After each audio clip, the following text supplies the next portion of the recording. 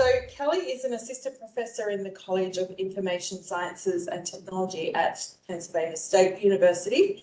Her research examines the social and ethical implications of data-centric technologies with a focus on how they shape and reinforce inequalities. And Kelley has a book forthcoming with Oxford University Press that explores critical algorithmic literacy as a pathway to bottom-up governance. And I've really enjoyed engaging with Kelley's work over the last few months as I'm preparing for getting my head into the algorithms and visibility game stuff. And yeah, so I'll let you introduce your talk today. Thanks so much, Amy. Yes, and thanks to the Center for Culture and Technology for inviting me, for Carl for helping organize, and Tamika as well. I'm so grateful to be here, especially after my long journey. It's very nice to spend some time here. So I'm going to talk about platform epistemology. This is a concept that I've been developing for the book that Amy mentioned. It's actually the first time I'm going to be presenting this work, so you are the first audience that gets to hear about this. So I'm especially excited to share it with you and hear thoughts. So to start, a couple years back, I wrote this article arguing that Instagram was gaslighting influencers who claimed the platform was shadow banning their content. And about a year-ish after I published that, I got a contact from Meta's content policy team, reaching out, seeming with the aim to try to update me about some of the efforts they were doing to be more transparent about their algorithms. These things included things like web pages, blog posts. They talked about a handbook that was going to be distributed to influencers who were managed partners, and explaining things like how Instagram recommendations work, or how to be eligible for recommendations. So on one hand, I appreciated this effort. You may know Instagram and other platforms are not very forthcoming about their algorithms or what they kind of do behind the scenes. They historically and probably still to some extent.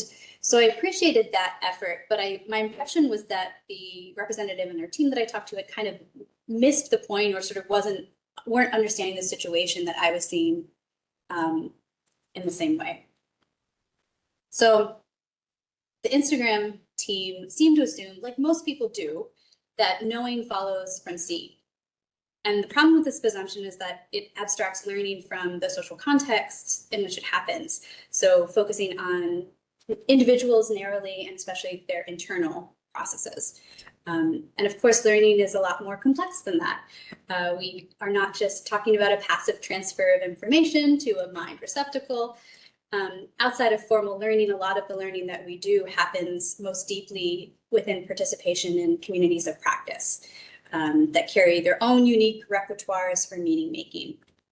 And in these communities, power asymmetries shape the negotiability and ownership of meaning. So in this talk, what I want to focus on is, I'm going to focus on a case study of Instagram influencers and how they learn about algorithms. And my intent is to partly show how those learning practices largely don't involve those kind of platforms provided explanations that I just mentioned, but platforms nevertheless structure what can be and is known about algorithms.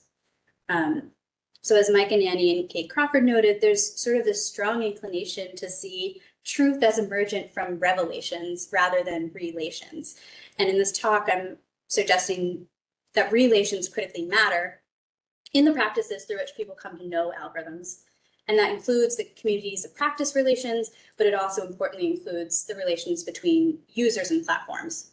And within those relations, knowledge is actively constructed, negotiated, and while transparency can open up new avenues of insight about algorithms, what people know about algorithms extends well beyond the facts that they might glean from them from platform explanations. And also, people experience facts as meaningful as a result of participation in shared enterprises within communities of practice. So those facts, the knowledge claims that we get really only have significance in relation to the communities we take part in. So as Etienne Wenger argued, knowledge is a matter of competence and with respect to valued enterprises. And for Instagram influencers, the shared enterprise that they sort of organize around is the development of an engaged audience through what I've called the visibility game. So the visibility game is this idea that the pursuit of visibility on social media resembles a game constructed around rules that platforms determine and then sort of materialize or embed in algorithms that regulate visibility. So it captures this asymmetrical power dynamic between platforms and influencers, where platforms establish the logics and conditions under which influencers and other users might be seen through technical infrastructure and policy. So in the talk, I'm going to describe the practices by which influencers construct and legitimate knowledge about algorithms as part of playing the visibility game. But my overarching aim is, again, to conceptualize or to explain this idea of platform epistemology that illuminates platforms' control over epistemic resources shaping learning practices. So I see platform epistemology, I can see the font's a little bit messed up, but hopefully still legible. Platform epistemology I see as a dimension of platform power. So we've had a lot of really great scholarship talking about how platform companies, Meta, Google, these big tech companies, entice a wide range of individuals and organizations into reliance on their infrastructure and through different kinds of value propositions, and then ultimately come to shape various aspects of social, cultural, economic life, and so on. So platform epistemology I see as a dimension of platform power. And platform epistemology has 6 components that I'm going to walk through, which are tied to different kinds of learning practices. In a nutshell, while the visibility game gives structure to influencers' learning practices, Instagram shapes that structure. And as a dimension of platform power, even though I see platform epistemology as shaping learning practices in this very powerful way, it's not I don't see it as wholly deterministic. I'm not suggesting that influencers don't have any sort of agency or control in their learning practices. So as always, platform power is relational. So it's actively negotiated, contested, reinterpreted through user practices. So we have this kind of like dialectic, as always, between platforms and influencers. So let me tell you just a little bit about how I got to this conceptualization of platform epistemology. So this is work that actually originated with my PhD research. So it centers on a case study of Instagram influencers, where I drew on online communications and interviews with Instagram influencers. As part of data collection, I regularly visited online spaces where people go to sort of figure out how to become visible online, how to grow their audiences and whatnot. So subreddits, Facebook groups, community or forums and other such spaces. So I do a lot of sort of targeted keyword searching for algorithm or shadow banning or whatever terms were sort of relevant. So I'm sort of following the object of study, where my object of study is sort of like, how do they learn about these technologies? So I used the online communications as a starting point to kind of construct sort of prominent discourses, beliefs, practices about algorithms, and then used interviews also to kind of flesh those out a little bit further and think about connections between beliefs and practices around algorithms, and use a little bit of mapping techniques from situational analysis and a lot of whiteboarding.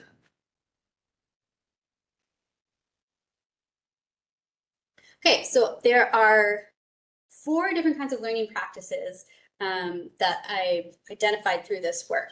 And the first one here is experiential learning. So for many creators and users, experiential learning provides a critical means of learning about and coming to know platform algorithms. As one influencer put it in an interview, we all learn something by doing something. So this is in part because experiential learning is very accessible. It's quite easy for anyone to sort of to engage in this sort of learning process. So experiential learning is a process of learning that happens across various different domains, not just specifically to algorithms, but it involves doing this kind of observation, the cycle of observation, reflection, sort of interpreting and acting on information, experimenting, and sort of repeating through this sort of cycle of observation, reflection, learning, and experimentation. So for an example of what this kind of informal experiential learning looks like, one influencer that I interviewed talked in a YouTube video about observing the performance of a particular post that she had shared. So she said that it had way more shares than my post ever got. So this is telling me that Instagram is valuing shares way more than likes because they saw that the post had less likes than I normally get and way more shares. And they told me it was performing 95% better than average. So clearly likes are not weighted as heavily in the new Instagram algorithm as shares are. So I think if you want to make the most of the Instagram algorithm, then you should listen to the clues that it gives you and through the little notices like this and try to make the most of it. So this is an example of sort of a more kind of informal or observation that sort of happens throughout the course of just trying to, do content creation. But beyond that kind of more casual observation and reflection, there is more active or systematic and deliberate empirical investigations that look a little bit more like reverse engineering, or maybe even something closer to like the scientific method, loosely construed. So they are formulating hypotheses, gathering some data, and sort of testing those hypotheses. And usually, of course, the dependent variable that they're looking at is visibility as operationalized through some kind of engagement metric. So it could be likes or view counts, whatever the platform's backend analytics interface gives. So an example of this kind of more systematic investigation came with Chelsea, who is a travel blogger I interviewed, and she had gathered data from her own account over the course of a year and was conducting a series of statistical analyses on this data that she had collected and then sharing in this YouTube video that she had posted. So one of the research questions that she had addressed concerned the relationship between post placement and aggregate hours elapsed since the post was published. So kind of looking at the sequence of posts that's showing up and then how long they sort of last there. So to address her question, she did regression analyses. She reported like an R² value. She had this very sort of scientific approach to understanding what was happening using her own data. So the knowledge that influencers understand about algorithms experientially follows directly from Instagram's design decisions. And this is sort of the first point of platform epistemology. So as Oscar Alvarado and colleagues noted, the material instantiation of algorithms shapes the affects, perceptions, and experience with algorithms in specific contexts. So visibility metrics available to influencers, system messages that they encounter, and options for customizing feeds all afford opportunities for learning about algorithms. And this means that any changes that Instagram makes to the platform's interface can either afford or constrain learning in different ways. So for example, there was a new tool released in 2022, which doesn't exist anymore, but it allowed influencers to directly compare a reverse chronological feed with a relevance ranked feed, facilitating examination of mechanics of that sort of algorithmic ranking of the relevance ranked feed. Design decisions also shape the kinds of questions or hypotheses that might be pursued in those more kind of strategic or deliberate empirical investigations. So when Instagram eliminates metrics or maybe changes how they're tracked, influencers have to regroup, they have to design new investigations, and whatever they find might not be fully commensurable with whatever findings they had from past investigations. So it causes a little bit of disruption. And by the same token, new or more granular metrics added to insights can provide new opportunities for learning about Instagram's algorithms. So new things that might come to light through observation and maybe these more deliberate investigations. So for example, in May 2021, Instagram revamped insights, and the company said that this would help users understand more about how the content's being distributed. And one of the changes that the company introduced was to provide information on the types of accounts that creators are reaching and which content formats generate the greatest reach. So this kind of information you can see kind of provides different, more granular, more specific data for either paying attention to, sort of tracking over time, or again, sort of doing this more deliberate tracking through a more formal or systematic investigation. So to summarize, the platform design decisions to alter user and analytics interfaces shapes significantly learning about Instagram's algorithms. So while platforms may support knowledge building by making experiences with algorithms more salient and explicit through sceneful design, so kind of showing the scenes in the design, they may just as easily render algorithms more opaque by eliminating traces of their presence. And at the same time, influencers are able to some degree empower themselves through inventive reverse engineering strategies that kind of push beyond the constraints of the platforms impose on their investigations and allow them to probe and interpret algorithmic processes to some degree on their own terms. So a second way that influencers learn about algorithms is through desk research. So although influencers generally perceive Instagram's disclosures as the most authoritative sources of information about platforms' algorithms, the information is often seen as incomplete and difficult to access. So many influencers do this kind of desk research where they're looking for other sources of information that might be useful to them. So for example, when I asked what, if anything, she learned about algorithms as a communication major in college, this was back in prior to 2017, but when I asked her what she learned as a communication major about algorithms, Lauren told me in an interview, actually, most of what she knew came from Googling, watching videos on YouTube, and reading blog posts, that kind of thing. Technology news outlets like TechCrunch, Mashable, these spaces, these outlets offer crucial support for influencers in filling in blanks that Instagram leaves. So media reporting often pieces together the latest details from leaks or efforts to actually reverse engineer algorithms themselves. And journalists and news organizations often report on tests and experiments that influencers undertake to glean insights about platform algorithms. So there's a lot of additional insight that they're generating and then sharing back into this community. Instagram also occasionally holds press conferences where reporters receive exclusive information about the platform's algorithms, which they then report to the public. So influencers like Jessica, which is this quote on the screen here, rely on media reporting as an important tool for triangulating information about algorithms. So she told me in an interview, I follow a lot of other bloggers who are bigger than me, and sometimes they'll blog about these things or they'll post about these things. So I'll read all of their articles. And when a lot of people are saying similar things, then there has to be some truth in it. And then I'll cross-reference with other things like TechCrunch or whatever comes up in Google search, Mashable or whatever. And then I look at those things and kind of form my own opinion from the blogger side, then from the tech non-blogger side, more from the data analytics side. So here, Jessica's description of her information gathering process illustrates how media reporting can act as a credible source for verifying information. Beyond kind of what they might sort of passively come across, there's also, of course, a lot of targeted or sort of intentional searching that happens. So for example, Marcus, with photography influencer interview, described going to YouTube for information. He said every time something would kind of go wrong, he suspected a change in the algorithm as being sort of the root cause. So we'd go to YouTube and search up sort of what was going on.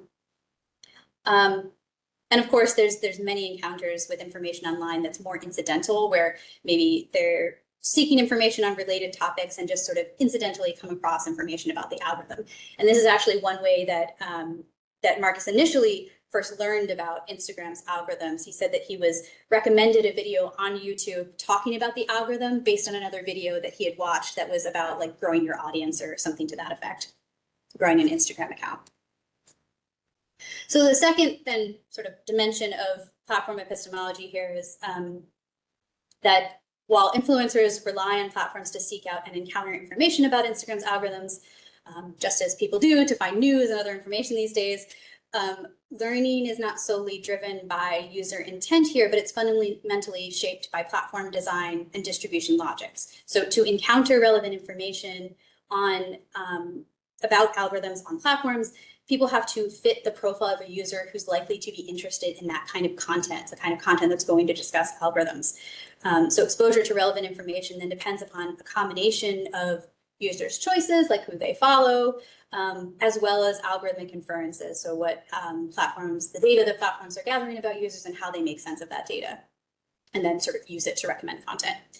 And these patterns, of course, can create feedback loops. So the more users engage with algorithm-related content, the more content they're potentially shown, further sort of deepening their exposure. So someone who follows and engages with a lot of social media marketing companies, for example, or companies that sort of write a lot about platform algorithms that are coming up with like the 2025 Instagram algorithm article every year or every month. those kinds of engaging with those kinds of accounts on social media are likely to lead to more recommendations of similar other kinds of accounts. So maybe you're getting from Later or Social Media Today or Buffer, some other kind of company that's also talking about these things. So influencers' common pursuit of visibility, again, defines that community of practice that they're making. And it makes them, being a part of that community makes them more likely than average users to encounter what Sophie Bishop calls algorithmic lore or algorithmic gossip, and the kind of reportage that we get online about algorithms. And these encounters aren't random. So recall that Marcus, who first learned about the Instagram algorithm through a YouTube video that was recommended to him. So his encounter with that video may be understood as incidental to some extent, but it's not accidental. So YouTube recommended him the video because of his interest in this kind of content, where he was looking for ways to grow his audience on Instagram, which is content very, very likely to talk about algorithms. So different communities of practice will have different valued enterprises, and some of which are going to orient people towards algorithms for distinct reasons. So for example, in a different study that I previously did, looking at a leftist online community, they learned about algorithms through their shared enterprise of increasing the visibility of leftist ideas online relative to conservative ones. So this was sort of the way that sort of brought them into the orbit of information about algorithms. And importantly here, structural inequalities shape news consumption, particularly within a lot of our contemporary high choice media environments. So research that I conducted previously with Bianca Reisdorf and other folks too have sort of had similar findings since, but we saw an uneven distribution of technical conceptual understanding of algorithms. So being sort of aware that these things exist and understanding a little bit about how they work. There's sort of knowledge gaps around algorithms that exist that parallel other kinds of knowledge gaps around other topics. And this has to do with stratification of time, money, education, cultural sway. There's all different sorts of reasons for this, but there's sort of predictable patterns where higher socioeconomic status groups are more likely to learn about algorithms for media reporting. And then social media algorithms, as people sort of get this information from platforms, tend to reinforce and exacerbate this pattern of an uneven knowledge distribution. So essentially, in this dimension of platform epistemology, platforms condition how influencers come to learn about algorithms through shaping flows of relevant information in response to user behavior. And through this shared enterprise of cultivating audiences, influencers passively and actively, directly and indirectly, signal interest in the kind of content likely to discuss algorithms. So inevitably, we might get this kind of unequal distribution of relevant interests and patterns of information consumption, and some people might become stronger attractors of this kind of algorithmic knowledge, at least technical conceptual algorithmic knowledge, by producing data traces that just fit models of interest better. Okay, so the two previous ways that I talked about, two kind of learning practices I talked about, focus on more individualized learning practices, even as they're happening sort of within the community of practice. And now I want to turn to the relational dimension, more relational dimension of learning. So like digital influence, learning about algorithms is embedded in a process of productive socialization, as Duffy put it. As Mia put it in an interview, constant change keeps you on your toes and you forever have to be talking to other people in industry. So the pursuit of visibility fosters this kind of dynamic community of practice among influencers where there's a lot of exchange of insights gained both through the experiential learning that they do, the desk research that they do, and then sort of sharing between themselves. And robust social networks are essential for enabling access to algorithmic gossip, this kind of communally and socially informed knowledge about algorithms and algorithmic visibility, as Sophie Bishop defined it. So industry events, things like marketing events or conferences, conventions, informal meetups, these are all vital sites of information exchange and collaborative sense making. So for example, Olivia was a fashion blogger I interviewed, recalled learning about Instagram's transition to an algorithmic feed through conversations with other influencers. So she said, we'd talk about changes to the platform all the time, and then we would think, what was the best strategy going forward and all of that? So offline networks also blend with online networks, and there's lots and lots of online forums, particularly Facebook groups, that provide shared spaces where influencers can kind of learn collectively by posting questions or offering strategy advice, critiques, testing expert claims, triangulating information, troubleshooting, and so on. So as Marcus put in an interview, it's just basically a bunch of community just working together and sharing what they find out about how Instagram works. And as that description suggests, mutual support in the shared pursuit of visibility strengthens the community of practice and also kind of establishes these boundaries between insiders within the community and outsiders in the community. So influencers engage in what Leib and Wenger describe as participation as a way of learning. So through ongoing dialogue, testing, and validation, they collectively construct this intersubjective body of knowledge about Instagram's algorithms.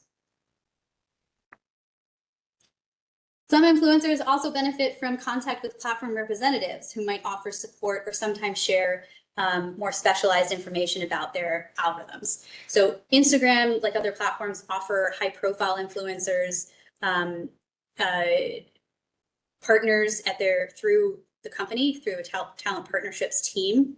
Well, now Meta's partnership team. And managed partners are part of this sort of like broader initiative to facilitate different kinds of partnerships between platforms and a variety of actors. And it usually involves granting some kind of access to tools or support in some way. So they're helping people kind of do what they do better. Meta has held lots of summits for a select few hundred creators where they can meet with executives and learn about the, maybe not highest executives, but meet with some folks from the company and learn about the latest changes to the platform. They also cultivate lots of formal and informal relationships with elite users because this helps facilitate growth in the platform. They have this vested interest in making sure that creators are able to be successful or are supported.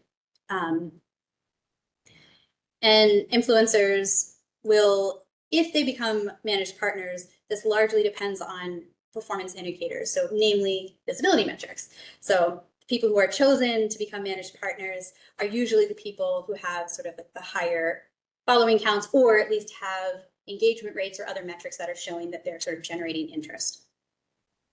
So one really interesting example that I saw of these kinds of platform connections came with this Facebook group that I observed. So back in February 2018, the admin for this group, who I'm calling Meg Robinson, shared that she was meeting with the Instagram team and wanted members of her group to send questions to her that she could ask on their behalf. So the image on the left here is one example of a question group members asked her, and then her responses after she met with the representatives. And after the meeting, she also posted a video in the group sharing some answers, and I've excerpted some of that, what she said right there on the right. So you can see in that quote on the right that she's sort of qualifying at first what she shares by explaining that she had to sign an NDA to attend this meeting, and that she was limited in what she could reveal. And some of the points that she shared included the reverse chronological feed is not coming back, and that an algorithm keeps posts live for 7 days after posting, suggesting the need for ongoing engagement with one's audience. And she further shared, if you guys have done anything to your account that has messed it up in the algorithm, loop giveaways, bot followers, bot likes, anything like that, you have to really, really try hard to fix your account in the algorithms, but it can be done. It takes 30 days for Instagram to relearn your content and your information and reshift it in the algorithms. So in her video, she also announced that she had added members of Instagram's research team to the Facebook group, and that they would be listening and learning from the group, including via a Q&A thread that generated like 400 plus comments. So she elaborated in a comment that the Instagram representatives wish to work with creators to try to build their tools, to try to better their tools and to motivate creators to use their tools more. So by sharing this information, Robinson positioned her Facebook group as a rare commodity, so something that promised members the ability to directly communicate their needs to Instagram. She said, if you have any feature requests or anything like that, please post them here. Most influencers are never going to have this kind of direct line to Instagram reps.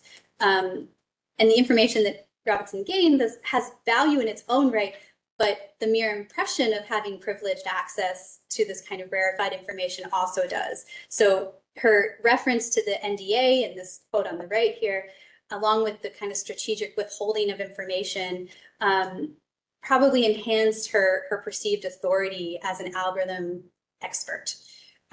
These choices may have incentivized her Facebook group members to subscribe to her email list, which she said she would share more details about the meeting in there, or maybe just remain engaged with the group or possibly seek out her training services. So influencers grow their networks on and offline with the help of platforms. And here, platform design decisions and hierarchies engendered by the dynamics of the visibility game shape who connects with whom and what information flows between them. So the quantity and quality of information about algorithms influencers encounter on platforms partially depends on platforms activating connections with knowledgeable other people and recommending communities and individual posts accordingly. So in this role, platforms structure the formation of community of practices, the community of practice among Instagram influencers across sites, which then structures learning about algorithms through this kind of collaborative knowledge building. Further, through algorithmic identities, through data traces, influencers' platform activity follows them across the web and potentially opening them up or closing them off from different opportunities for activating those crucial social connections that are going to help them build insight about algorithms. And of course, individuals whose social graphs most align closely with those embedded in knowledge-rich networks are more likely to encounter and benefit from these valuable connections. So essentially, platforms have created this ecosystem that really thrives on sharing information about their algorithms. And the rules of the visibility game that are dictated by platforms make connecting with others online both the cause and effect of becoming visible. So Instagram's limited disclosures about the platform's algorithms oblige influencers to follow other influencers to keep informed. And as these expert influencers respond to the demand for information, participation in the community kind of blurs distinctions between learning the trade and actually doing it. So influencers seek insight about Instagram's algorithms in order to become more visible, as well as to share more insight with their groups, which may help them become more visible. So to some extent, the financial value of connecting with and supplying information to others about Instagram's algorithms seems to underwrite the community of practice that's happening, the sort of vitality of it. And a need to know keeps influencers returning to Facebook groups like Meg Robinson's that I mentioned, and also creates an opportunity to establish one's authority within the community and thus increase their visibility. So importantly, success in the visibility game also increases chances of gaining entry into platform employees who might pass along helpful details, as we also saw with Meg Robinson. And when platform employees determine which influencers are chosen as partners, they again indirectly shape the networked information infrastructure of algorithmic gossip. Okay. Lastly but not leastly, many influencers also learn about algorithms through training services, online training services. So here, influencers' interest in growing their following has created this very robust market for self-proclaimed algorithm experts who offer training in various formats, including conferences and workshops, or text-based guides, webinars, coaching services, online courses, et cetera, et cetera. Curricula typically combine some kind of conceptual knowledge about the algorithm. So how does the Instagram algorithm work in 2025?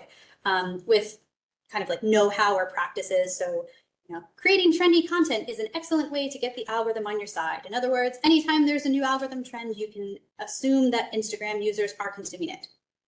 So the insights provided by training are usually framed as exclusive, even containing maybe secret details that the platform otherwise conceals. And participating in training draws influencers closer to the center of the community of practice by imparting accepted insights as more central. So although experts sell training as authoritative and emphasize it will provide an advantage in visibility pursuits, the knowledge shared represents not objective facts per se, but the everyday wisdom collectively constructed within the community of practice. And the core discourses and concerns of the community, things like authenticity or entrepreneurship, self-branding, intimacy, optimization, all these kinds of discourses and concerns run through the delivery and content of training as they're shaped by the practice, the shared practice of pursuing visibility, of being an influencer. So by sharing limited details about their algorithms, Instagram cultivates information scarcity, or at least the impression of it. And in interviews, influencers repeatedly expressed frustration with Instagram's secrecy. So they recognize a lot of gaps in what the platform communicates that exacerbate their precarity and fuels this kind of urgent need to know more. And the information asymmetry between platforms and influencers thus generates demand for more information and then gives rise to this kind of market where we get all of these training services that promise to bridge information gaps that Instagram has maybe created. So platforms both shape and benefit from this market of training services. Engagement generated by training content itself is beneficial for platforms and enables additional opportunities for generating advertising revenue. Instagram and platform company and parent company Meta shape training as the venue where services must be marketed. So those who sell their training services through advertising have to abide by advertising policies. If they're going to sell them through, organically, then they have to achieve success in the visibility game and thus follow the rules of the game, which are determined by platforms.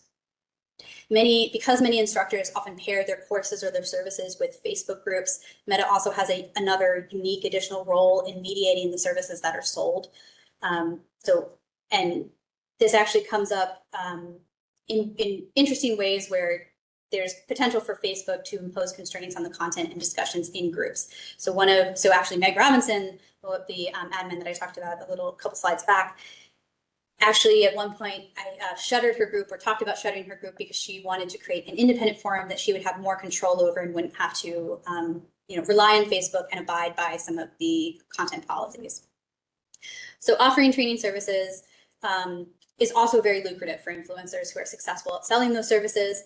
Some note that they earn more income through training than brand partnerships. You can see this is several years old now, but you can see for this one influencer who kind of transitioned from a travel influencer to a kind of algorithm expert or Instagram expert influencer, made 65% of her income from the courses that she did versus other sources. So still in relation to these kinds of training services, the fifth sort of dimension of platform epistemology comes with the blending of knowledge with visibility and capital. So just like follower counts and engagement rates are coded as success in the visibility game, they also help validate instructors or algorithm experts' insights by acting as credentialing mechanisms. So the story told is knowledge confers visibility, visibility confers knowledge, and both knowledge and visibility convert to capital. And this premise emerges from the structures that Instagram sets in place by the visibility game. And as I noted, also serves the company because it benefits from the platform activity generated from those cyclical intersecting pursuits of knowledge, visibility, and capital. As influencers rely on the visibility game for authorizing information about algorithms, Instagram has this indirect shaping effect on the learning as that arbiter of the rules in the game. In the marketplace of training services, influencers turned instructors codify their algorithmic know-how as authoritative largely by invoking visibility metrics. So for example, in a blog post titled 5 Questions to Ask Before Taking a Blogging or Instagram Course, one influencer underscored the importance of evaluating an instructor's visibility, saying, "You don't want to pay your hard-earned money for a course by someone who has not yet accomplished or has barely accomplished the thing that they are teaching you to do." So this advice invokes a widely shared vision among influencers of the visibility game as something that can be won by skill and hard work. Metrics like follower counts and engagement rates act as a testament to instructors' expertise and offers prospective students a heuristic for assessing the value of the training that they might get. The validation of expertise through visibility metrics implies the presence of a false meritocratic logic where, as Sophie Bishop put it, anyone can make it if they engage the right expertise and work hard enough. So knowledge about algorithms also acts as this kind of cultural capital in which instructors' wealth of knowledge, or at least the impression of it, relative to other influencers, allows them to distinguish themselves from others and profit substantially from it. As knowledge about algorithms grows around and participation in influencers' community of practice, this knowledge gains legitimacy through alignment with the community of practice's system of relations, practices, commitments, interests, and discourses. So algorithmic truth is laundered through intersubjective interpretations of the visibility game's logics and ultimately becomes commodified. So consequently, the visibility game also contributes to hierarchies of epistemic authority among influencers.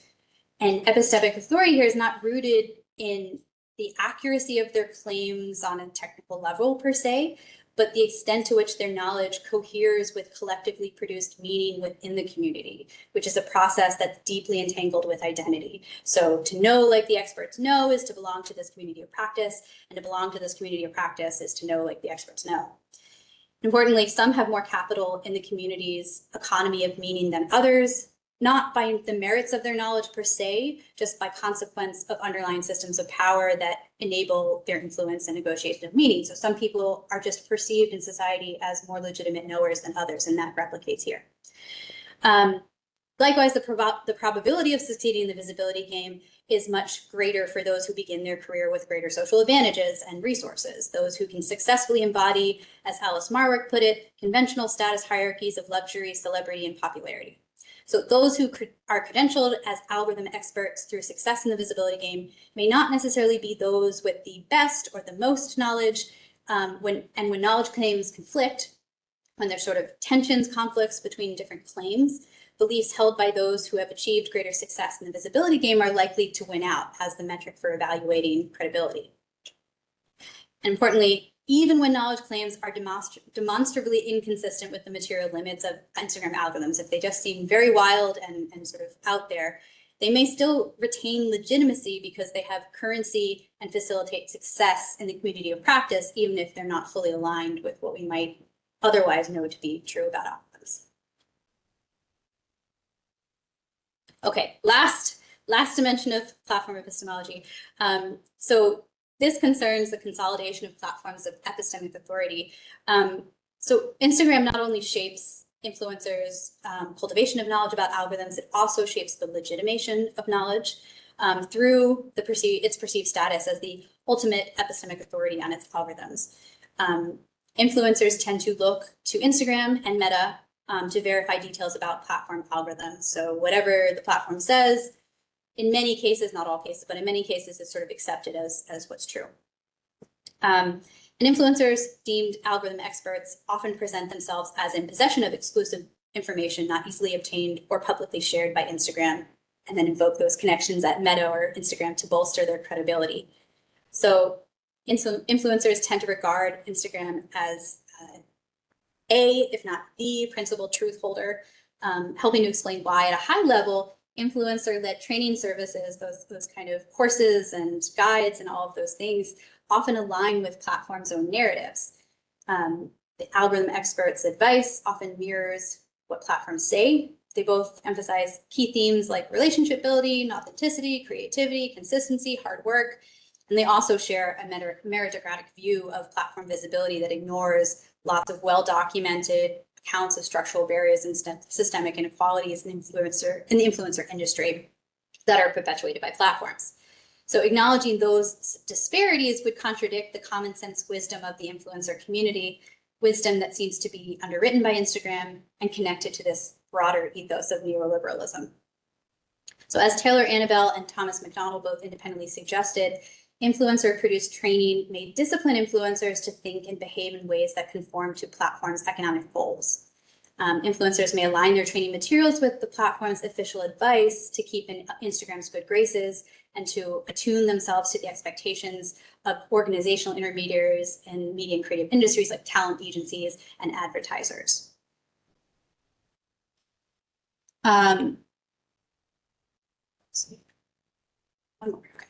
More subtly, widespread perceptions of Instagram's epistemic authority over its algorithms may also legitimize meritocratic narratives. So Instagram has the power to destabilize knowledge claims and thus directly shape what influencers accept to be true about platform algorithms.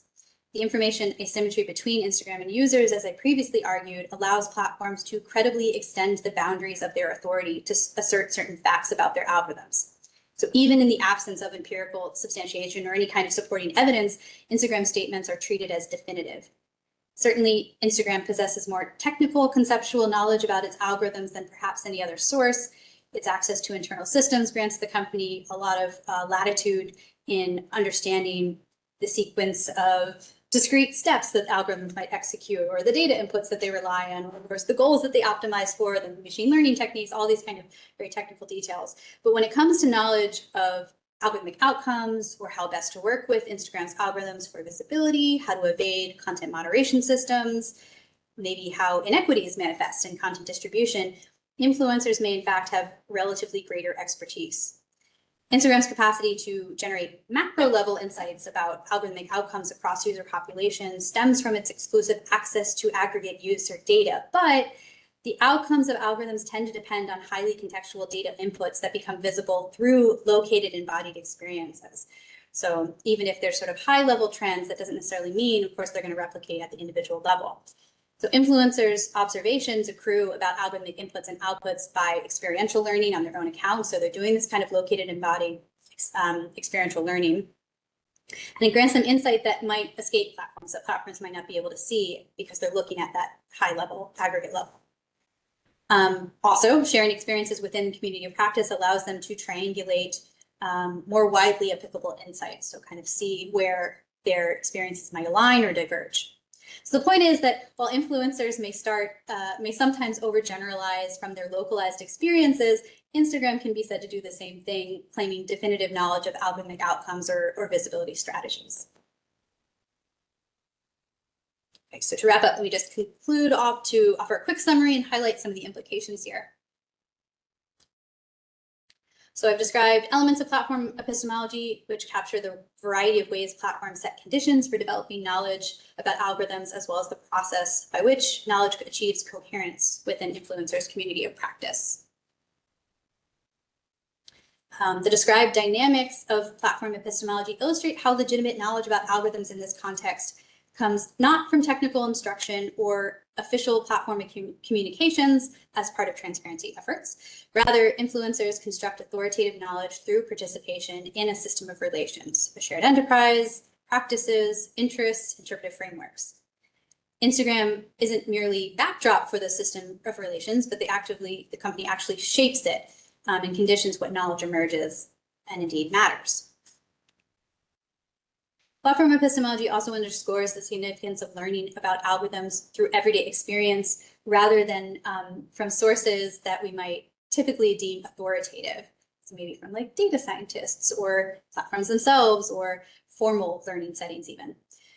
So even when these sources inform understanding, the learning practices and conditions that I outlined likely remain central to sense making. Because again, meaning only matters within the context of the communities we take part in. So technical information or broadly accepted ideas about algorithms has to still be filtered through interpretive structures of communities of practice. And to some extent, these insights are constrained and enabled by platform design and disclosure decisions. Also, expertise depends on one's unique vantage point, needs, and interests. So what Instagram influencers know or need to know about algorithms is much different, say, from what academic researchers might want to know about algorithms or what engineers might want to know about algorithms. So any attempt to sort of come up with a comprehensive list of facts about algorithms is always going to be partial. And the resolution of conflicting knowledge claims will heavily depend on perceptions of authority that are constructed within communities of practice, although platforms and technical experts may still be viewed as holding some kind of epistemic primacy. Inevitably, certain facts about algorithms are more likely to develop than others, and platform epistemology also influences this process. As I discussed, the visibility game for Instagram, for which that Instagram establishes the rules, acts as a credentialing mechanism for knowledge claims among influencers. So this has the potential, again, to reinforce those epistemic inequalities that I just briefly mentioned previously. Because those from more privileged backgrounds tend to fare better in the visibility game, they're more likely to be seen as algorithm experts. For example, we might have influencers of color who understand their visibility as being undermined by racial biases reproduced by algorithmic creation. Those claims may face resistance from white algorithmic experts who lack firsthand experience with this and may come to different conclusions, especially in light of meritocratic and neoliberal discourses that circulate in the community. The platform itself also may participate in the process, supporting the credentialing of influencers who advance certain narratives but not others. So platforms can discredit any critical claims about algorithms directly through public statements, by nature of that epistemic authority that they are granted, or the perceived epistemic authority that they're granted. So above all, platform epistemology constitutes a novel dimension of platform power. It's coming back to this. One, this is a part of platform power that reinforces user reliance on platforms, and then also may subtly discipline compliance with platform interests. Thank you so much.